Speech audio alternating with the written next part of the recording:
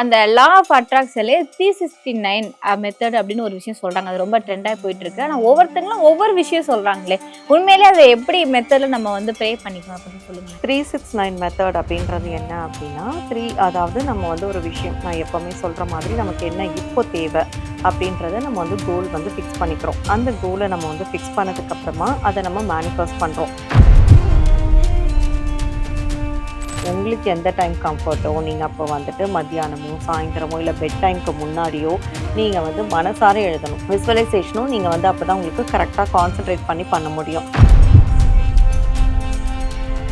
So விசுவலைசேஷன்றது ரொம்ப ரொம்ப important. எப்படி உங்களுடைய டிமாண்டை நீங்கள் வந்து கேட்குறீங்களோ இதில் வந்து அந்த கற்பனை, அந்த விஷுவலாக அந்த படம் வந்து உங்களுக்கு ஓடணும். சில பேர் சொல்லுவாங்க நெகட்டிவா நினைச்சா பாசிட்டிவா நடக்கும், பாசிட்டிவா நினைச்சா நெகட்டிவா நடக்கும். இந்த மாதிரி ஒரு உல்டா மாதிரி சில பேர் கொண்டு வராங்க. இதை பத்தி உங்களுடைய அபிப்பிராயம் சொல்லுங்களேன். அப்படிலாம் சொல்றாங்க. சொல்றாங்க பாசிட்டிவா நினைக்கும் போது நெகட்டிவா நடக்க வாய்ப்பே கிடையாது. ஸோ அதே மாதிரி மணி அட்ராக்ஷன், மணி மேக்னெட். நான் வந்து ஒரு மிகப்பெரிய மணி மேக்னெட்டாக மாறுறேன், நான் வந்து நினைச்சாலே என்கிட்ட பணம் என்னை தேடி வந்துட்டு இருக்கு. ஸோ அந்த மாதிரி இருக்கிறதுக்கு சில சிகில்ஸ் வந்து இருக்கு.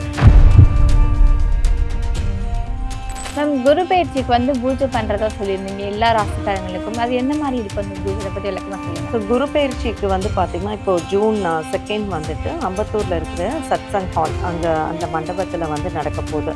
இந்த எபிசோட் பார்க்குறவங்க கூட வந்துட்டு அவங்கவுங்க பேர் ராசி நட்சத்திரம் கொடுத்தா அவங்களுக்கான ஹோமத்தில் வந்து அவங்களுடைய பேர் ராசி நட்சத்திரம் சொல்லி பிரசாதம் வந்து அவங்களுக்கு கொரியரோ டன்ஸோவோ வந்து நம்ம போட்டு விட்டுறலாம். ஆன்மீகவல் நேயர்கள் அனைவருக்கும் அன்பார்ந்த வணக்கம். இன்னைக்கு நம்ம கூட அகம் ஃபவுண்டர் மீனாட்சி மேம் இணைந்திருக்காங்க. அவங்க கிட்ட பிரபஞ்சம் பத்தி நிறைய விஷயங்கள் கேட்டு தெரிஞ்சுக்கலாம். வாங்க. வணக்கம் மேம். வணக்கம் பவானி. இன்னைக்கு இந்த எபிசோடும் எதை பத்தி பேச போறோம் அப்படின்னா, அந்த லா ஆஃப் அட்ராக்ஷன்ல 369 மெத்தட் அப்படின்னு ஒரு விஷயம் சொல்றாங்க. அது ரொம்ப ட்ரெண்டா போயிட்டு இருக்கு. ஆனா ஒவ்வொருத்தங்களும் ஒவ்வொரு விஷயம் சொல்றாங்களே. உண்மையிலேயே அதை எப்படி மெத்தட்ல நம்ம வந்து ப்ரே பண்ணிக்கணும் அப்படி சொல்லுங்களேன். 369 மெத்தட் அப்படின்றது என்ன அப்படின்னா, அதாவது நம்ம வந்து ஒரு விஷயம் நான் எப்பவுமே சொல்ற மாதிரி நமக்கு என்ன இப்போ தேவை அப்படின்றத நம்ம வந்து கோல் வந்து ஃபிக்ஸ் பண்ணிக்கிறோம். அந்த கோலை நம்ம வந்து ஃபிக்ஸ் பண்ணதுக்கு அப்புறமா அதை நம்ம மேனிஃபெஸ்ட் பண்றோம். மேனிஃபெஸ்ட் பண்ணி நம்மளுடைய மனசை ஒருநிலைப்படுத்தி விசுவலைசேஷன் பண்ணி பிரபஞ்சத்துக்கிட்ட நம்ம வந்து கேட்குறோம்.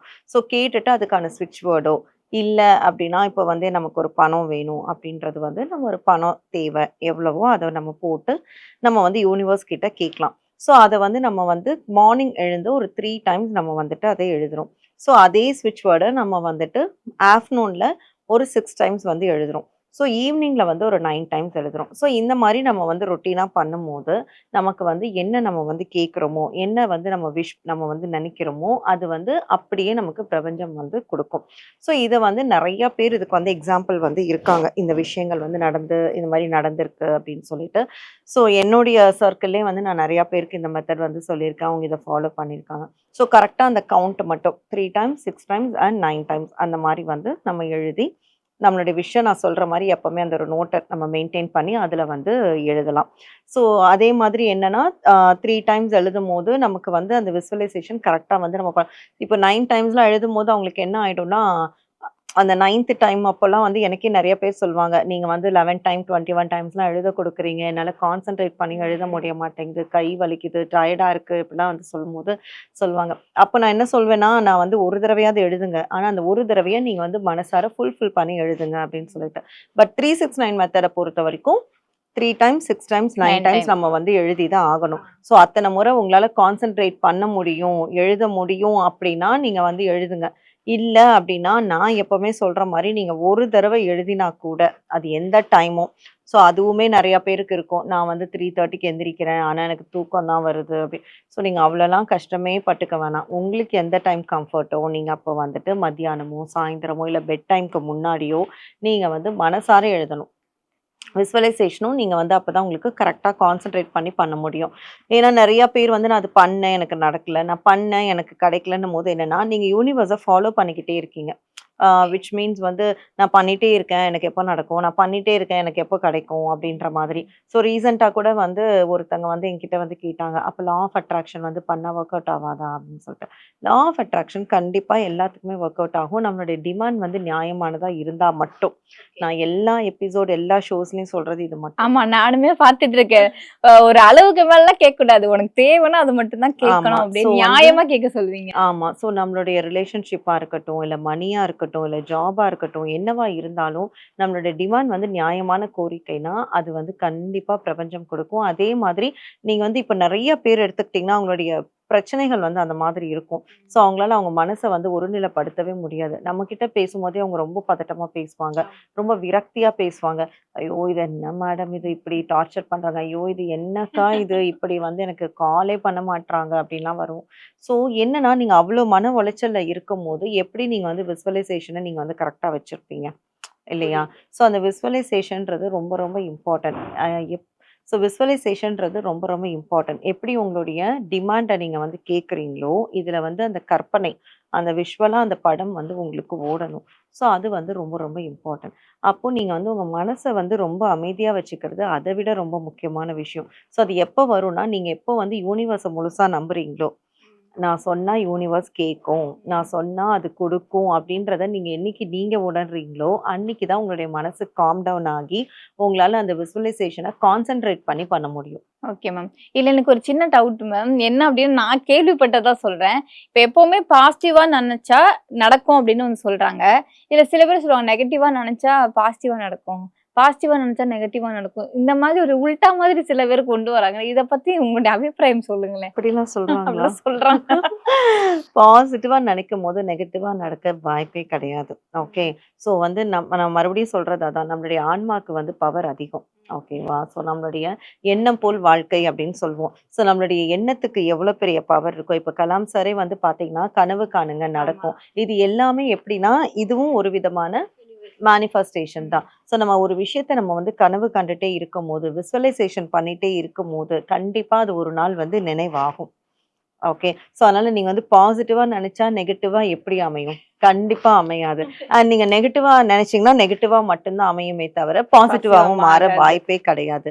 ஸோ நம்மளுடைய எண்ணம் எப்படிப்பட்டதோ, நம்மளுடைய எண்ணம் எப்படி இருக்கோ, நம்மளுடைய ஆன்மா எப்படி இருக்கோ, அத பொறுத்து தான் நம்மளுடைய லைஃப்பும் அழகானதா மாறும். ஸோ இதே மாரி வந்து நெறைய பேர் பார்த்தீங்கன்னா வந்துட்டு, எப்படி சொல்றது? இது பண்ணிட்டேன், நான் அது பண்ணிட்டேன் லைஃப்ல, நான் இவ்ளோ கர்மா எனக்கு வந்து விடாது அப்படிலாம். எல்லாருக்குமே வந்து ஒரு சான்ஸ் வந்து லைஃப்ல கண்டிப்பா வரும். ஓகே. ஸோ அந்த சான்ஸ நம்ம வந்து யூஸ் பண்ணி, நம்ம இதுவரைக்கும் என்ன வந்து நெகட்டிவ் பண்ணியிருந்தாலுமே, இந்த டேல இருந்து, இந்த நிமிஷத்துல இருந்து நம்ம வந்து இப்படிதான் வாழ்ந்து பார்க்கலாமே அப்படின்னா, கண்டிப்பா நீங்க வாழ முடியும். வாழ்ந்து பார்க்கலாம், வாழ்ந்து காட்டலாம். ஸோ அத விட்டுட்டு நான் வந்து இவ்ளோ வந்து நெகட்டிவ் பண்ணிட்டேன். எனக்கு இதெல்லாம் வொர்க் அவுட் ஆவாது. எனக்கு இதெல்லாம் நடக்காது. அப்படின்னும் யாருமே வந்து நெனைக்க தேவையில்ல. யூனிவர்ஸ பொறுத்தவரைக்கும் தப்பானவங்க, கெட்டவங்க, நல்லவங்க, இவங்க இந்த கலர் ஷேடு, அந்த கலர் அதெல்லாம் எதுவுமே அதுக்கு கிடையாது. வந்து தெரியாது.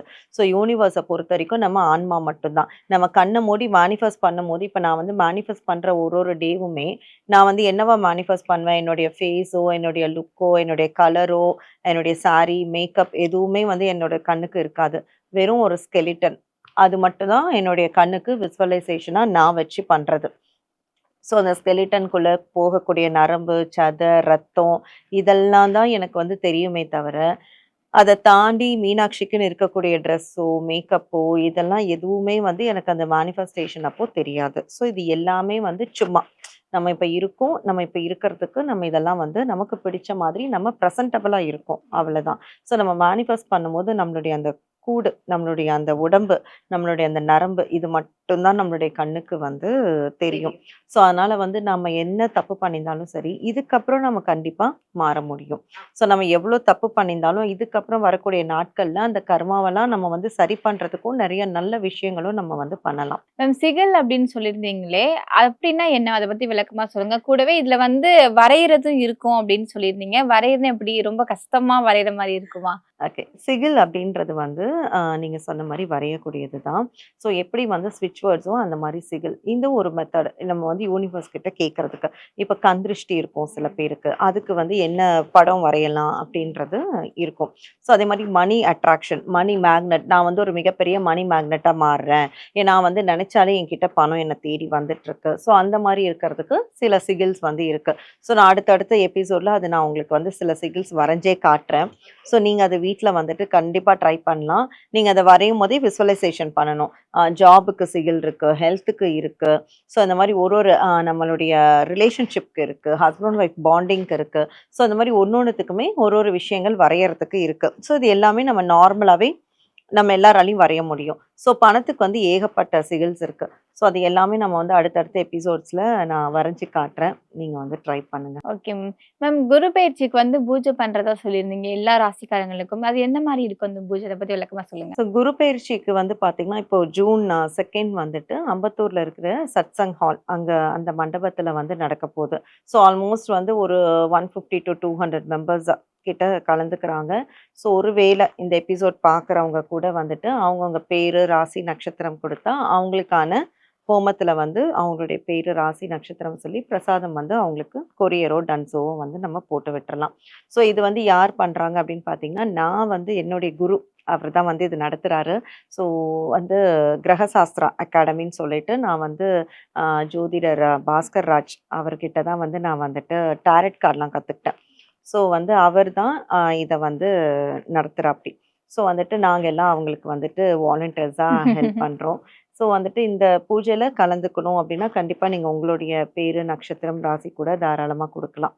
ஸோ உங்களுக்கு வந்துட்டு பிரசாதம் வந்து வீடு தேடி வந்துரும். அன்னதானம் தான் இதுல ஹைலைட்டே.